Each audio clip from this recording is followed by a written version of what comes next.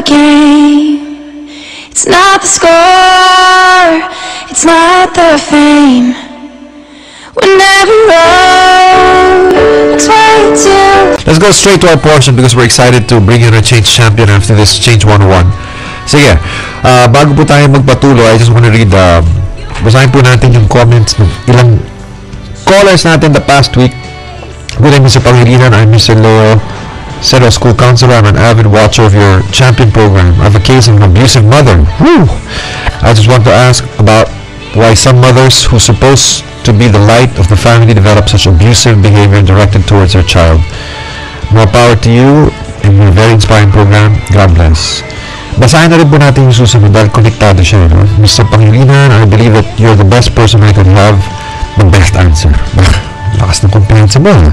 Regarding my problems in life, I'm a devoted housewife and mother to two.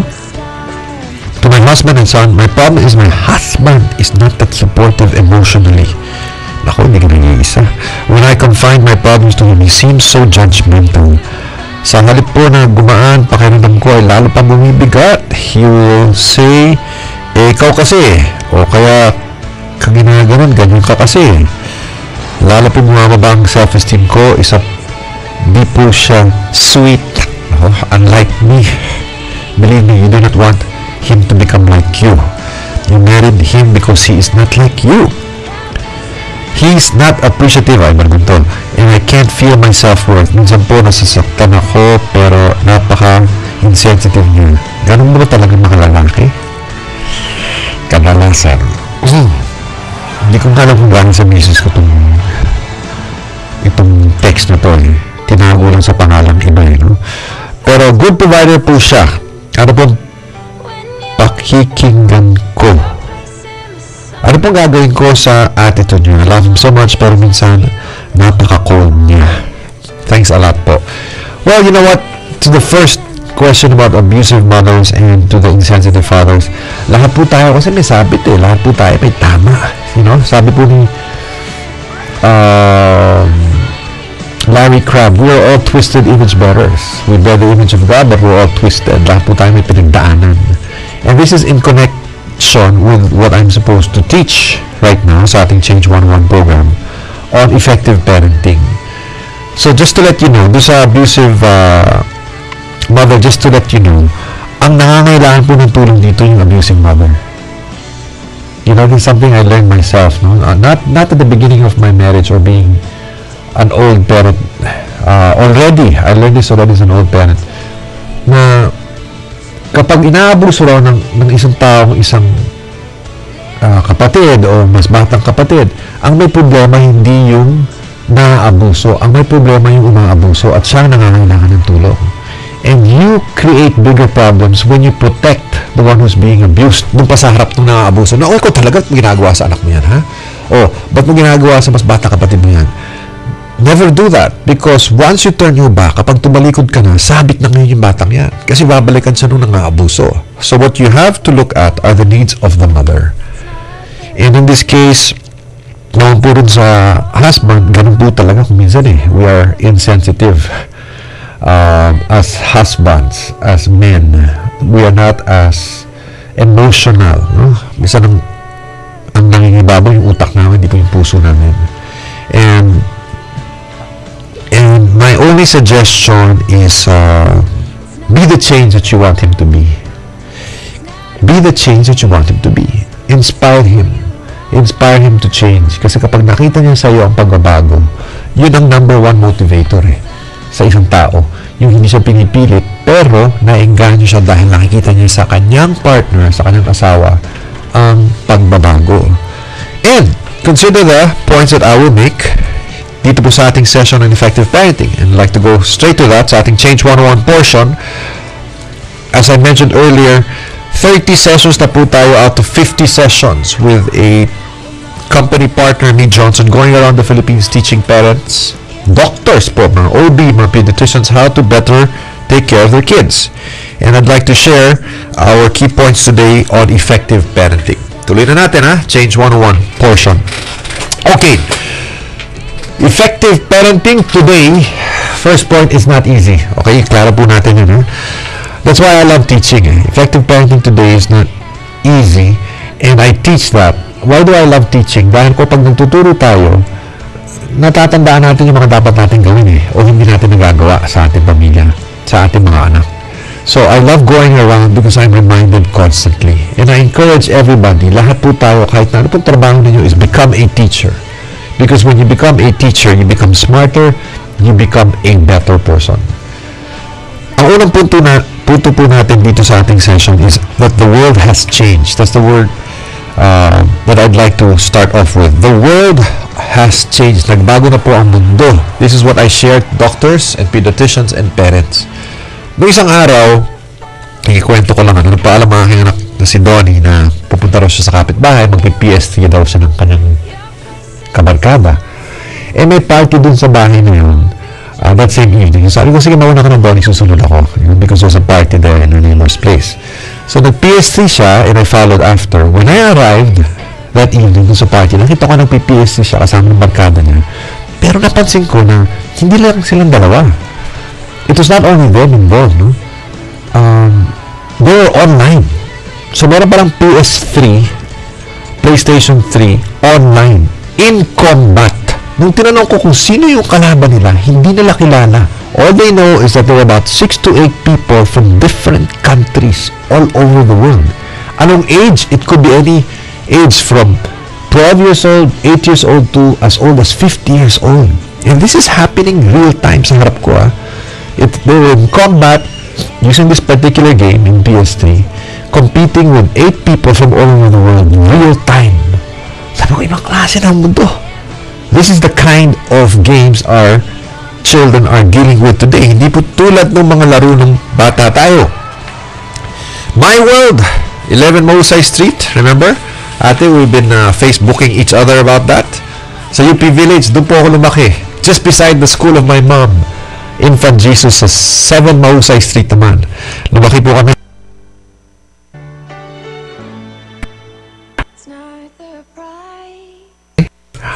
Cops and Robbers, Patintero, puno ng kamyas, ng kalachuchi, playing with a deep well. My father was an engineer, and he's an engineer, so he made blocks for us to play with. My mom was a teacher, Fisher Price Toys pa. It was all very physical.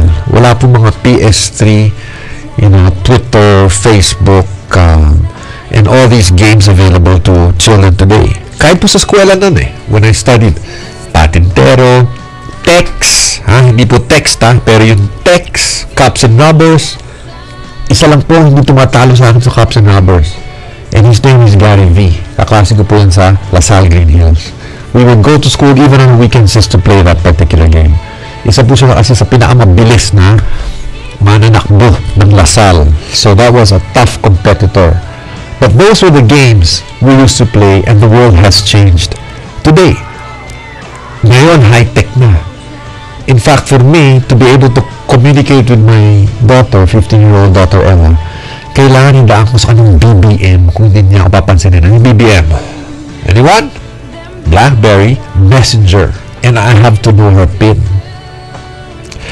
At isa po sa aming napagtitrip ang dalawa with my 15-year-old na iba pong mundo ay ang Twitter. I wonder if you understand this particular message. I tweet and Ella receives the tweet, and when she likes it, she retweets it and sends it to her tweets. And then we have a conversation. Nakuha niyo ba yun? Hindi ko alam yun a few months ago. But because I'm wanting to reach out to my daughter, I enter her world, and her world is a world of technology. Do you know that the top 10 jobs today were not even existent 20 years ago? The top 10 jobs in the world today were not existent 20 years ago.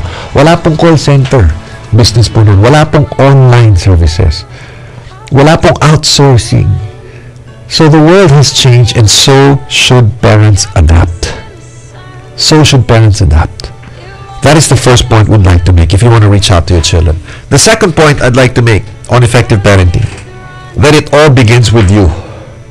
Nagsisimula po yan sa magulang. If you want to parent your children well, you know what? You have to reparent yourself. Kailangan po magsimula sa inyo. Sabi po ni Maricel, bago ko palakihin ang aking anak, kailangan kong palakihin ang sarili ko. In fact, when we got married, sa totoo lang, I was Maricel's father for a number of years. Kasi po, when Maricel grew up, she did not grow up with her father. She grew up with her mother. So all her life, naghahanap po siya ng isang ama. At sa akin yung nakita yun. So after 10 years of marriage, natatanda ako, sabi ko kay Maricel, Han, okay na siguro yung 10 years na maging ama, no? Pwede bang asawa na? But the message is this, lahat po tayo may pangangailangan. And we have been parented by our parents in good ways, but also in bad ways, and sometimes in ugly ways. One of the ways that I believe my father parented me well was that he taught me to provide and to work very hard. Yan po yung halimbawa ng aking ama, what I believe not just I but all of us in the family picked up. But I'll be honest, isa po na realize ko na hindi po naipasa sa akin ng tama ng aking ama, yung matalo. He never taught me how to lose. It was always how to win. And I read in a book, nabasa ko lang sa libro, that's why leaders must read. You read today, you will lead tomorrow. If you want your children to succeed, teach them how to lose. Because winners lose. They just know how to lose better. Marunong silang matalo. And I had to learn that after I had already left home, kung paano pong matalo at matuto at manalo muli. So we have to unlearn many things as parents if we're going to teach our children well. Third point, 5 lang po ito shared dreams and values. So first point po natin, ang bago ng mundo. Pangalawa, kailangan magsisimula sa sarili mo. Okay? Magsisimula sa iyo ang pagbabago. At number 3, you have to share your dreams with your children. Hindi po pwedeng pangarap lang ng magulang. Kailangan po nagkakasundo kayo. Let me share with you again about my daughter Ella. In about a month or 2, we'll be transferring. Maglipat po kami ng bahay. Hindi po mangyayari kung hindi po sa pangarap ni Ella. Mga 3-4 years ago po yung sabi ni Ella, Dad, I think it's time for us to move. Kailangan na rin namin lumipat after 15 years in that home, no?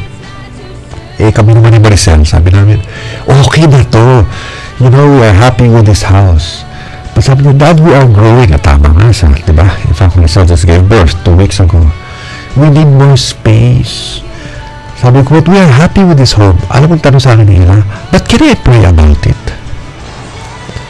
So I said, of course you can pray about it. And in 2 months or less, we will be transferring to a new home because of a dream of a daughter.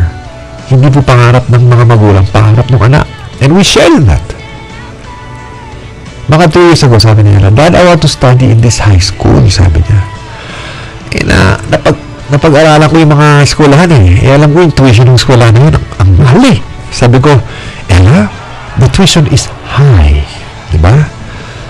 Gusto niya yung eskwelahan na yun because she studied the curriculum, you know, international siya, at sabi niya, bagay sa kanya yun. Nung sinabi ko nga, Ella, medyo mataas ang tuition yan. Same question. But can I pray about it? Paano mo naman hihindian yung batang ganun magtanong mo? Sabi ko, see, of course you can pray about it. In less than a month, Ella will start in that school. Bakit po? Nagkasundo kami nung eskwela na magtuturo po ako ng leadership. At dahil po, magtuturo ako ng leadership sa eskwelahan na yun, meron pong faculty discount. See? And why did this happen? Because of the dreams of a child that I decided to support as a parent. Finally, nung isang linggo, mag-birthday yan, sabi ba naman ni Ella, Dad, I've never ridden a helicopter. Sabi ko naman. Sabi ko, yes, Ella, many children have not ridden a helicopter. And we have no helicopter. Ito na naman, but can I pray about it? Gusto ko nang mainis pero paano mo hindi yan? Sige na nga, you pray about it. Now, the day before her birthday, hindi ko alam, basta may na-text na lang ako na alam ko may kilalang eskwelahan ng aeroplano at saka ng helicopter. Alam mo, bumalik sa akin, I'll take your daughter. Yung may-ari mismo na hindi ko kilala. I will take your daughter to fly a chopper with me on her birthday. At walang bayad. Turuan ko lang daw yung kumpanya niya. Mag-training lang daw ako. XD lang tawag doon, di ba? She will experience a chopper ride on her birthday. At ang maganda din ng birthday niya, surprise yun, hindi